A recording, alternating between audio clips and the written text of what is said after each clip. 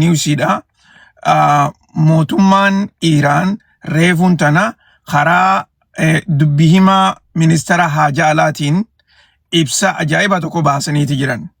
Akka ibsi kun ija'utti mootummaan Ameerikaadhaa dhiibbaa isaan Iraan irra godhaa jiran kana lola kana dhaabne ja'anii haa dubbatanii malee nuufi isaan jidduu garaagarummaa guddoodhaatu jira. Okay? Garaagarummaa guddoodhaatu jira hogguu ja'an wanni isaan jechaa jiran. Miidiyaaleen Ameerikaadhaa guyyaa kaleettis dheengaddaas nagaya irratti gartee lola kana dhaabuudhaaf yeroo gabaabduu keessa nuti waliigaltee mallatteessuuf deemna ja'anii oduuleen adda addaa miidiyaaleen gurguddaan akka gabbaasaa turan isinii himaatiin ture. Kalee yeroo lachuutu hogguun live irra ture waan kana irraa haasofnee turre. Ammoo reefuun tana dubbii himaan foreign ministeriidhaa takkaa gartee ministeera haajaa alaa kan biyya Iraan akka jechaa jirutti ibsi inni baase san ammallee garaagarummaa guddootu nuufi Ameerikaa jidduu jira. Kana jechuun isaa akka gartee oduulee isaan baasaa jiran kanatti nuti isaan gartee lola dhaabuudhaaf jaanii haa odeessan malee gabaabinatti tooftaa adda addaa itti fayyadamaniiti lola kana kaasuudhaaf deemanii. Nuti wani nuti godhaa jirru mirga keenya falmachaa jirraadha. Akkasuma sanitti sovereignty takkaa gartee walabummaa biyya teenya daangaa keenya kabachiisaa jirra.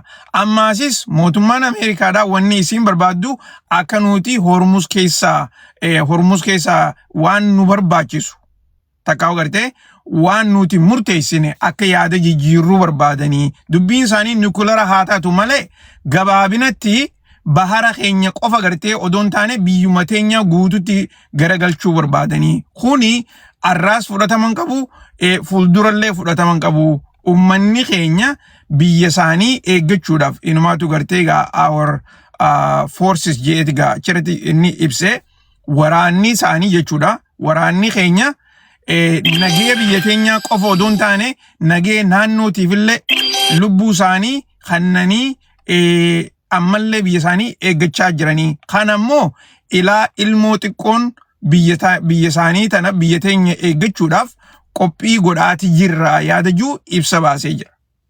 Ibsi kuni yeroo inni baheetu nama ajaa'ibsiisa. Kana keessatti yeroon inni ibsa kana baase eega itti gaafatamaan waraana biyya Pakistan Iraan dhaqee booda akkasuma san gareeleen warra Qatar takkaa gartee negotiatoroonni warra Qataris eega biyya isaanii dhaqee booda.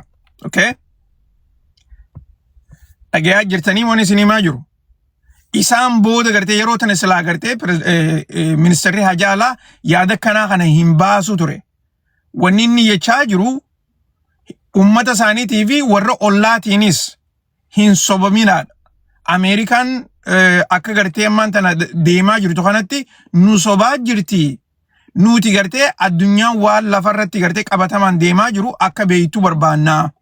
Tanaafuu akka isaan odeessanitti gartee burjaajii karaa miidiyaatiin oofaa jiran kuni dubbii dhugaatii miti.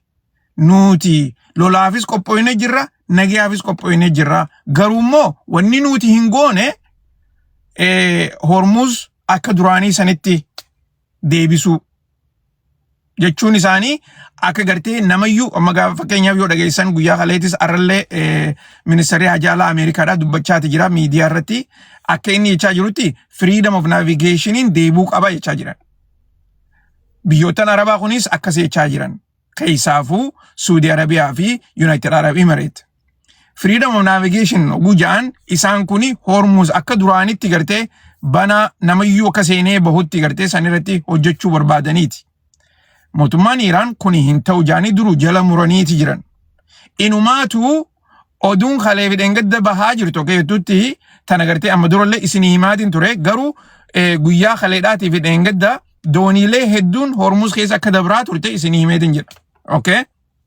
Keessaafuu daataa warreen dhaabbata dooniilee baharra deemtuu tana hogguu laalan doonii hedduudhaatu bahara keessa Hormuz keessa dabraa jira.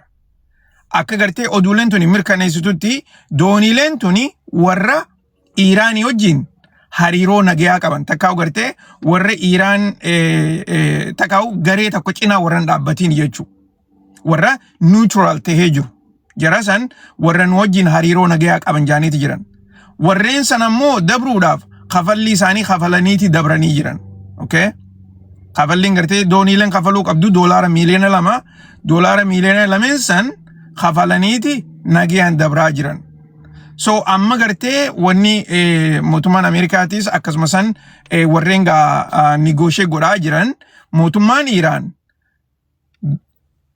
hormuz sana akka duraanitti akka deebisan barbaadaniiti kana gartee hin ta'uu jaanii dubbataniiti jiran akkasumasanitti amma oduun biraa takkatan baate akka jettutti mootummaan guyyaa kaleetis Sayyid Mujtaba Ali Ameeni ibsa gartee baaseeti jira takkaa'u gartee akka niwukilarri isaanii biyya isaanii keessaa hin baane dubbateeti jira kanarratti injifannoo nuti arkanne tana ibduuba hin deebisnu jechuu isaaniiti gabaabinatti okay lola namni tokko gartee oguun wanta isinii immoo gama duubaatiin yaada gartee kanarratti mee Jamaal nu ibsi jettanii gartee natti ni barreessitan fakkeenyaaf mootummaan Iraan yeroo marii Ameerikaa wajji godhaa turan san irratti lolli isaanii rakkee yeroo sanitti waan Ameerikaan barbaaddu kana hunda silaa godhuufiif ka'an akka gartee lolli irratti gadin geeffamneef jecha jechuu achi booda silaa karaa nagayaatiin akka duraanitti gartee akka hojjetan san keessaa mootummaan Iraan horiilee isaanii akka deebi'uuf hin gaafanne ture yeroo sanitti ammaasis